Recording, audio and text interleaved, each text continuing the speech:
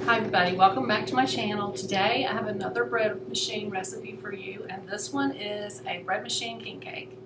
And I'm pretty excited about it. It's really good. It's a little bit different than the king cake you would get like in your grocery store, at least around here. This king cake is made with a brioche. I'm not sure I'm saying that right because I'm not French, but it's a richer dough, a fancier dough, more like probably a king cake that you would get from a nice bakery. So we're going to whip that up today in the bread machine. It makes it really easy. So let's get started. Okay, I like to start by dipping my little paddle into some oil before I put it on the rod down there, because that will help it to come off easily and not stick. So that's one of the first things I always try to do. And then I'm going to start adding my ingredients into my bread pan in the way that my bread machine tells me to do that. So you will need to check yours and add your ingredients accordingly to that. And I will be listing all of these ingredients and exactly the amounts in the description box for you, so that you'll be able to find them easily if you want to make this king cake. This cake is very different than a normal dough that you would use. You can see here it uses a whole stick of butter. Now this butter has been softened, but it's not super soft. It's at room temperature, and so I like to cut it into little chunks so that I can add it to the bread pan. Spread it around so that it's not all in one big lump. I think that helps the dough to be able to mix up a lot easier. So that's the way I like to do this.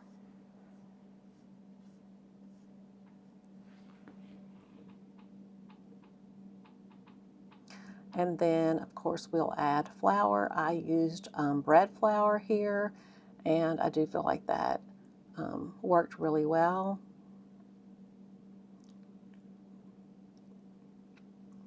And then some sugar. At the end of the video, you're going to be able to see what this dough looks like when it's cooked, because it does look a good bit different than a normal dough that you would find a king cake made out of. Some yeast.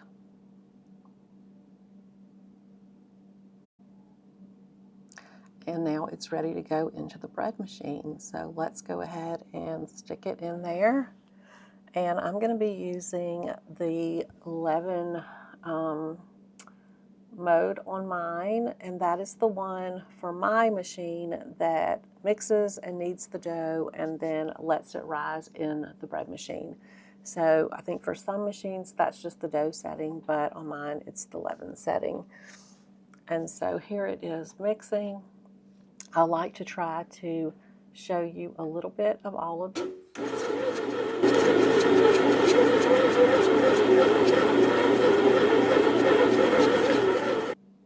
Of the different stages that the bread goes through as it's making, in case this might be your first bread machine recipe, or maybe just the first time that you've made something different in it. I think it helps to be able to look at, see what mine look like at each different stage, so that you get an idea of whether yours is looking the same or not. So we won't go through the whole entire process, but I'll show you little clips of each part of the process so you'll know how it should be. So look at that dough. You can see how yellow it is. I think that's from the butter and the eggs, because remember, like I told you, this is a very rich dough. It is the traditional New Orleans brioche king cake dough. So it is a little bit different than the normal dough you would use like to make cinnamon rolls or something like that, which is usually what we use to make a king cake with. So here it is, and now it is really toward the end of the kneading. This is how it should look after it gets kneaded, and it is getting close to being finished. All right, so here it is. It is now starting the rising part in the bread maker, and that lasts for about an hour. And here it is after an hour. So it hasn't risen a whole lot. It has risen some. And you will see in a minute that it will continue to rise because I was a little bit sidetracked doing some other things. So I didn't get to this right away. I let it just sit here in the bread maker until I got around to it. And you can see it there in the right-hand corner of the screen. It actually rose out of the pan. So it did a lot of rising while it sat there waiting for me to get to it. And when I took it out, first I thought, oh no, I think I might have messed it up, but I didn't. It was fine, even though it really, really did rise a lot. So now I'm mixing up a cinnamon and sugar mixture because I'm going to make this the filling for it. I probably should have made a cream cheese filling because my family all told me that they liked that better, but it was delicious with the cinnamon and sugar filling too.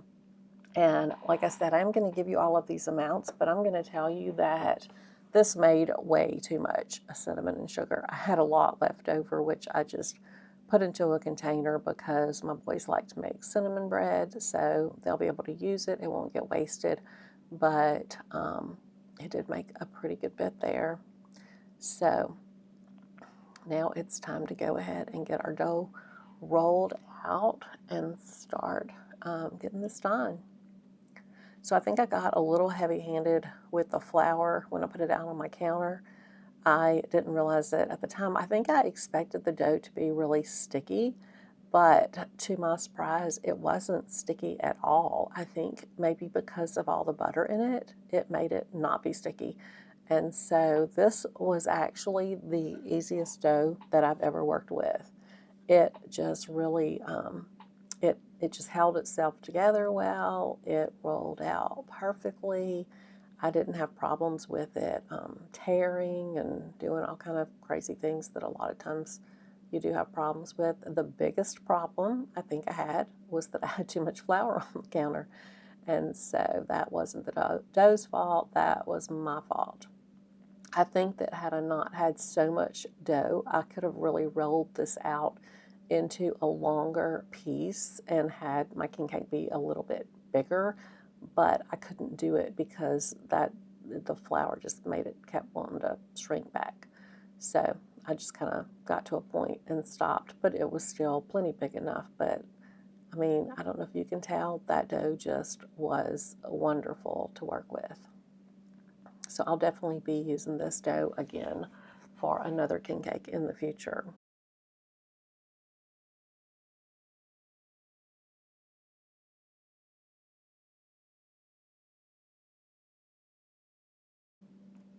So now I'm going to spread some melted butter on here and then put that cinnamon and sugar on there. I could not find my pastry brush, so the back of a spoon is going to have to work here to spread the butter around. You know, we just have to make do with what we have, and this is what I had at the moment, so this is what I'm using.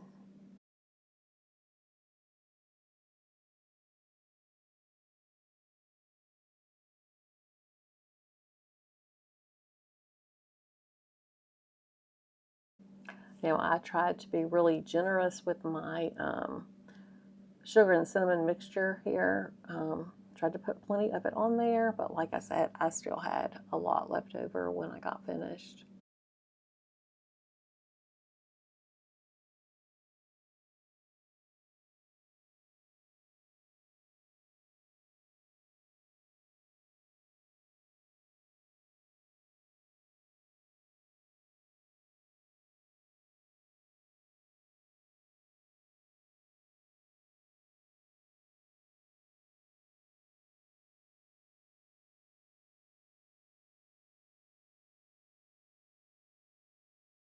And look how easily this dough rolls up too. It just really, it has a lot of structure and it just stays together so well. And it's very easy to work with.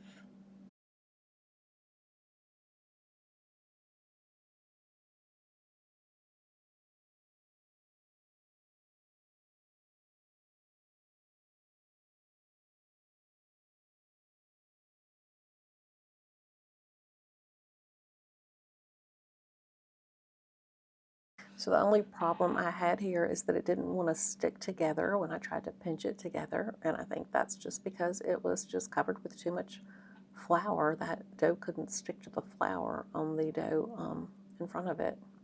But I mean, it was fine in the end. It just baked well.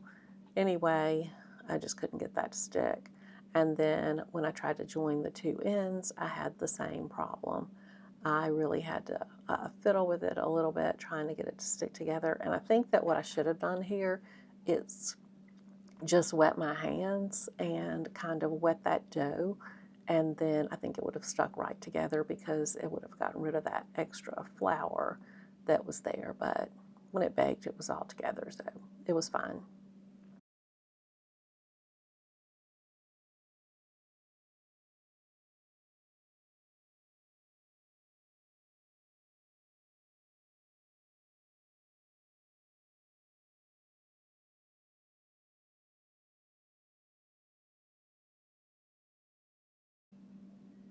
Okay, so I let it rise while I was preheating the oven, and probably a little bit longer, maybe 20 or 30 minutes.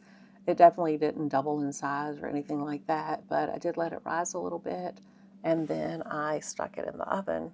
And obviously, I don't have a video where I took it out of the oven, but you can see it there in the background and how pretty it turned out. It just came out really, really nice. I will say, I will caution you that when you bake it, be sure and check it as you go along, because I didn't do that. I just set my timer and put it in there, and I think that I overbaked mine just a little bit, maybe like 5 minutes too long.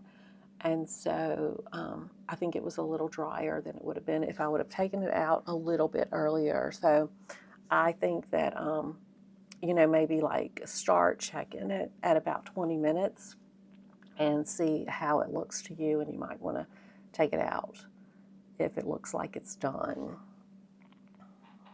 So now I'm making a glaze, a powdered sugar glaze to put on the top, and a lot of people make their glaze and then they divide it up into 3 different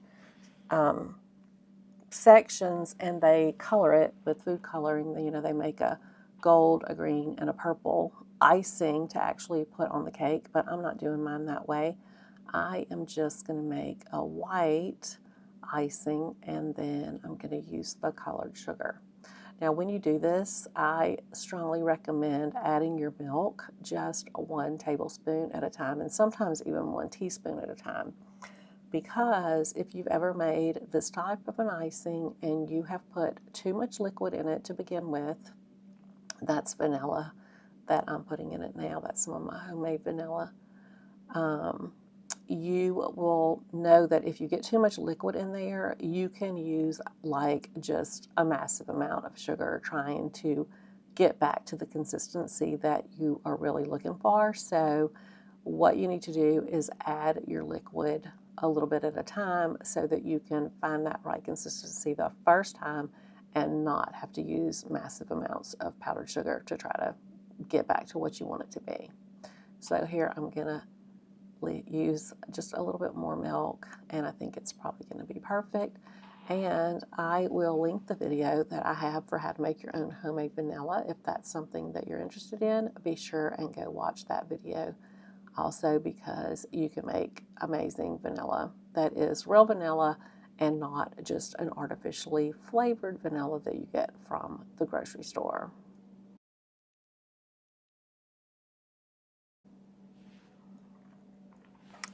All right, so my cake is a little bit wonky shaped, but it's okay because it always looks pretty once you get it all decorated, and it tastes delicious. So I'm going to go ahead and spread this icing on there, and then I'll decorate it up with the colored sugar. Like I said, I just think that's easier to do, and I already had the sugar because I only use it one time, or not one time a year, but at one time a year, which is the Mardi Gras time of year. I might make a couple of king cakes and use the colored sugar. So I already had it in my pantry, and so it's the easiest way for me to do that.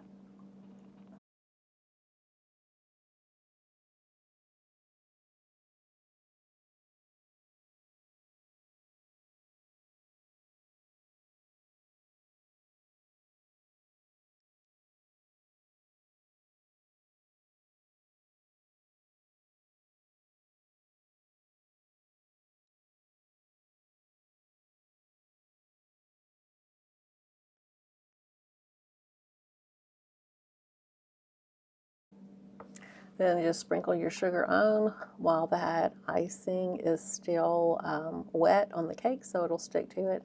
I am trying to go a little light on mine because my family does not love the sugar. They would prefer me just leave it off and just have the regular white glaze on there, but of course it is a king cake and so I have to give it some color. So I'm trying not to go too heavy with it, but you get the idea.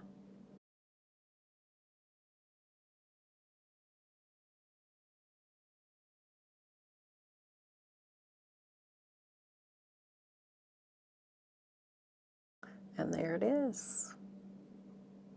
All done. Be sure and try this recipe and let me know what you think about it.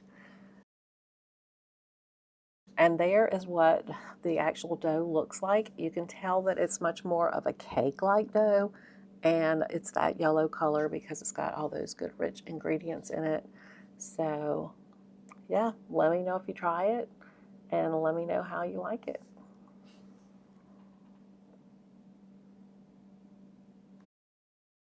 Okay, I hope you liked this video and that you'll go give this king cake a try. If you do, please let me know in the comments. I want to know what you think about it. And just, I want to say, make sure that you don't overbake it, because if you do overbake this dough, it gets a little bit dry. So when you're baking it, just make sure that you don't overbake it, and I think you'll love it. So if you, why are you doing that? Get! I didn't want to open the door, cuz. So if you like this video, please give it a thumbs up and subscribe to my channel, and I will see you back again next week with another video.